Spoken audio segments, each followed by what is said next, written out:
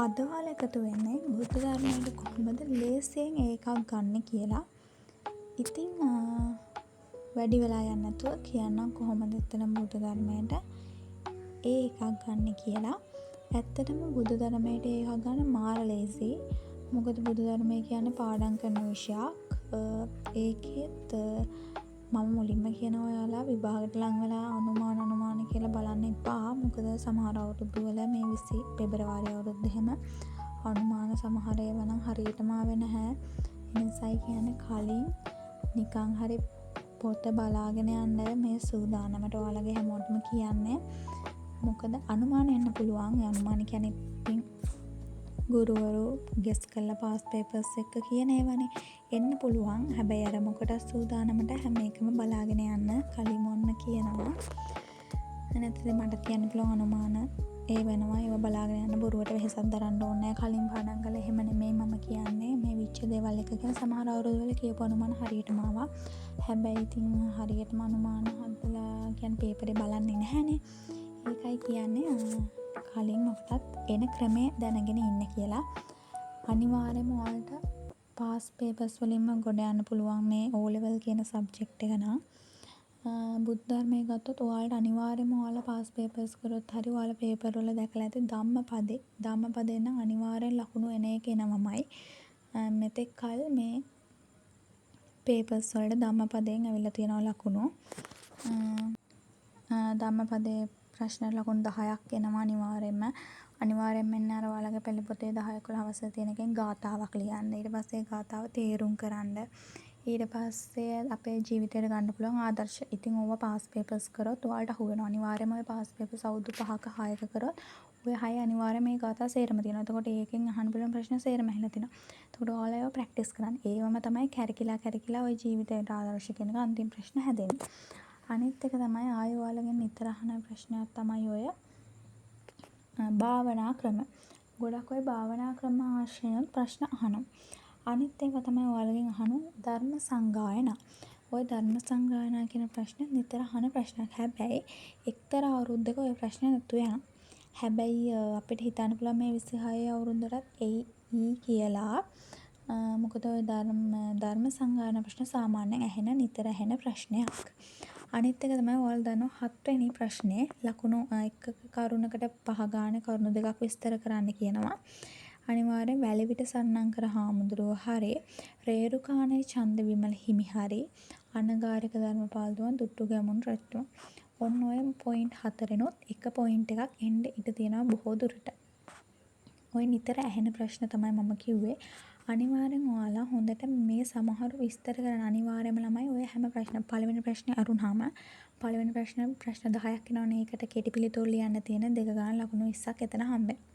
ඉතුරු දෙවෙනි ප්‍රශ්නේ ඉඳන් 7 වෙනි ප්‍රශ්නට යනකම් ඒ ප්‍රශ්න සියල්ලගෙම අන්තිම ප්‍රශ්නේ කියන්නේ 3 වෙනි ප්‍රශ්නේ ගොඩක් දුරට එන්නේ විස්තර කරලා ලියන්න. එතකොට රූල් 4ක් ලියන්න එපා. රූල් 5ක් ලියන්න එපා.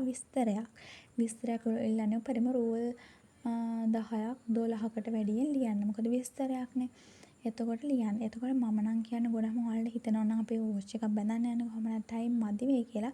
ඔයාලා මේ දෙවෙනි තුන්වෙනි ඔයාලා තෝරගන්න මේ ප්‍රශ්න ටිකේ අර පළවෙනි දෙවෙනි එකට ලියන්න. ඊට පස්සේ ඔයාලා ලියලා මදි වෙයි කියලා හිතනවා නම් ඒතන්ට ඉඩ ටිකක් තියලා ඊළඟ ප්‍රශ්න ටිකෙන් පළවෙනි එකට දෙවෙනි එකට උත්තර ලියලා අරක ටිකක් ලියලා ඉඩ තියලා ඊට පස්සේ ඒ ටයිම් එක මැනේජ් කරගෙන අර ටික බැලන්ස් කරන්න. නැත්තම් මේකට ලකුණු 5ක් එනවා කියලා ඒකම ලියන්න කියලා රූල් පිටුවක් විතර ඒක ලියන්න එපා. ඊටු ප්‍රශ්න වල ටයිම් ඇදෙවි. ඒකයි කියන්නේ ටයිම් මැනේජ් කරගන්න එකත් බුදු ධර්මයේ වගේ පේපර් එකක නැත්තරම ටයිම් ඇති වෙනවා. බය වෙන්න එපා. සිංහල වගේ නෙමෙයි. ඉතින් ඇත්තටම බුදු ධර්මයේ පේපරේ ලියසි අනිවාර්යෙන් ධම්මපද. ඒ ප්‍රශ්න ලකුණු 10න් උඩරිම 9ක්වත් ගන්න පුළුවන්. මොකද ගාථාව පාඩන්න එතකොට ඒකේ තේරුම් පාඩන අනිවාර්යෙන් ලකුණු 5ක් වගේ හම්බෙන්න. ඒතකොට ශිෂ්‍ය ජීවිතයට ගන්න පුළුවන් ආදර්ශ හිතලා ලියන්න බෑද පුළුවන්. එතකොට අනිවාර්යෙන් එතන ලකුණු හම්බෙනවා. අනිවාර්යෙන් භාවනා ක්‍රම වගේ ඒ ටික පාඩම් කරගෙන යන්න. සමහරලාට අහනවා ළමයි ඔයාලගෙන් තිබ්බනේ පාඩමක් ආසන ක්‍රම අර හිටි පිළිම හිඳි පිළිම අන්නේ ඒ පාඩමත් ගොඩක් දුරට අහන්න පුළුවන් පාඩම. එතකොට ඒ පිළිම ඒව ගැන බෞද්ධ සංස්කෘතිය ගැන Tamanට වැටහෙන්න. ඉතින් ඕවා හිතලා ලියන්න වැඩි පුළුවන්. අච්චු පොත එක සැරයක් කියව ගන්න. ඊට පස්සේ ඉතලා ලියනවා. නික පාස් පේපර්ස් වල ඔයාලා බැලුවොත් නිකන් කියව ගත්තොත් උත්තරේ සහ ප්‍රශ්නේ ඒකේ අදාළ කරුණු ටිකෙන් ඔයාලට ලියන්න පුළුවන්. මේවා අපි මේ ගුරුවරුත් කියපු කරුණු අපිටත් පාස් පේපර්ස් කරන්න කියලා තමයි ගුරුවරුත් අපිට කිව්ව අපේ O levels කාලේ. ඉතින් එහෙම බලපුවහම ඔයාලට ඇත්තටම බුදු ධර්මයට ඒකක් ගන්න ලේසි. මම මේ කිව්වේ 60න් ලකුණු කොහොමද 50කට වැඩිය ගන්න කියන එක. ඔයාලාට අනිවාර්යෙන්ම ඉතින් MCQ ප්‍රශ්න නම් ළමයි පාඩම් කරන්න වෙනවා අච්චු පොත. මොකද පොඩි පොඩි කරුණු වලින් තමයි MCQ නම් අහන්නේ. ඒ නිසා අනිවාර්යෙන්ම MCQ වල ලකුණු ගන්න නම් අනිවාර්යෙන්ම ඔයාලට පාඩම් කරන්න වෙනවාමයි පොත. එක සැරයක් පාඩම් කරලා highlight හරි පැන්සලෙන් හරි ඉරි ගහ ගන්න. ඊට පස්සේ ප්‍රශ්න නිතර බලන්න. ඔයාලා පාස් පේපර් එකක බලන්න එකම ප්‍රශ්න නෙමෙයිද අවුරුදු 3ක 4ක 5කම ඇවිල්ලා තියෙන කියලා. එකම ප්‍රශ්න තියෙන්නේ අර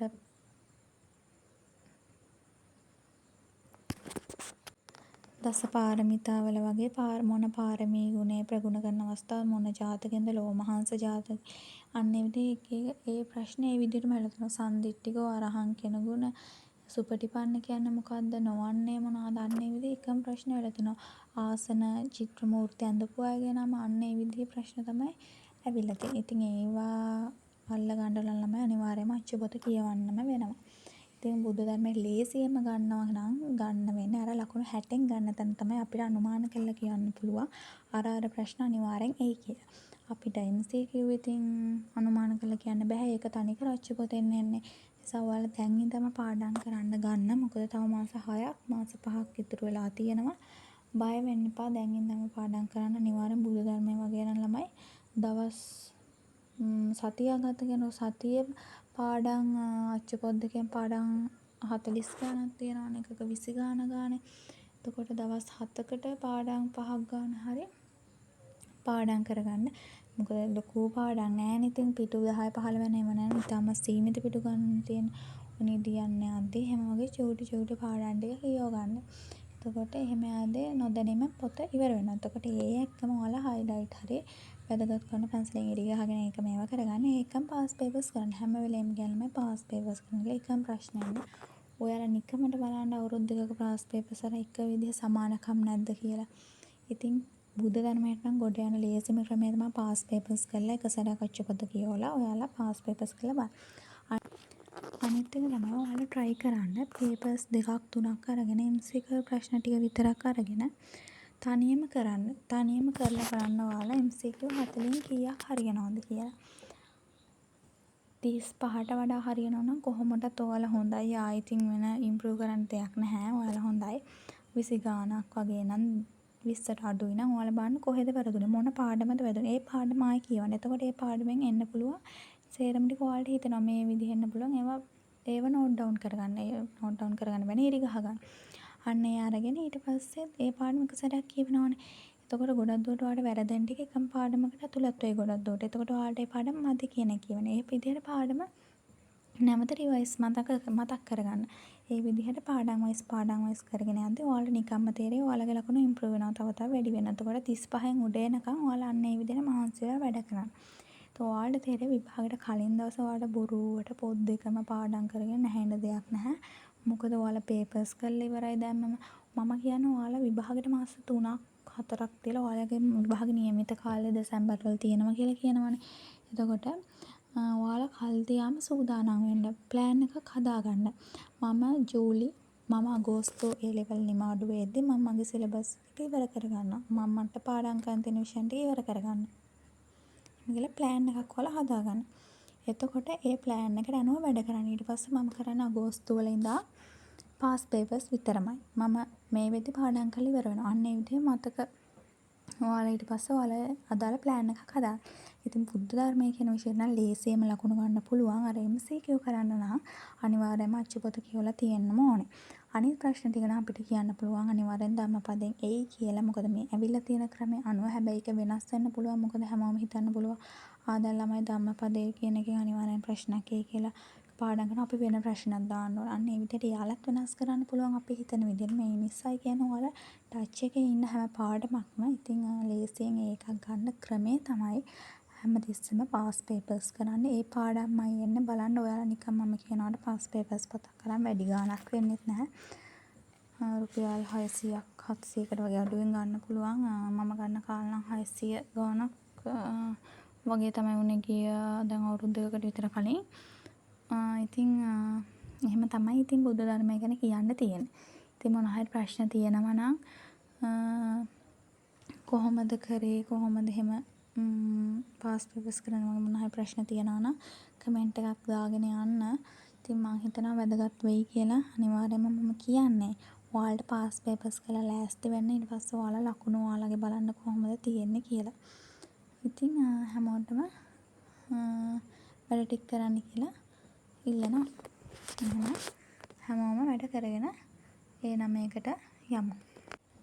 ඉතින් ඔයාලට අනිත් විෂයන් වලත් කොහොමද මොන වගේ විෂයන් වලද කියලා ඉතින් මම ඉදිරියට කරන්නම්. මම ඇත්තටම මේ කරන්නේ අර නැත්නම් ඇවිල්ලා පේපර් එක ඩිස්කස් කරන එකටම ඔයාලට ඒ විදිහේ වීඩියෝස් නම් ගොඩාක් YouTube එකෙන් හොයාගත්ත හැකිනේ.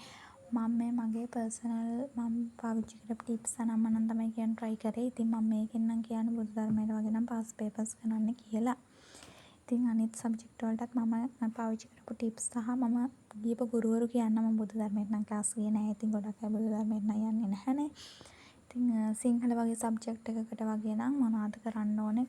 සිංහල වගේ සබ්ජෙක්ට් එක නම් අනිවාර්යෙන් MCQ 40 හැදෙන ප්‍රශ්න තියෙනවා අනිවාර්යෙන්. පළවෙනි ප්‍රශ්න, දෙවෙනි ප්‍රශ්න, තුන්වෙනි ප්‍රශ්න මේ පාඩමට අදාළ කියලා තියෙනවා.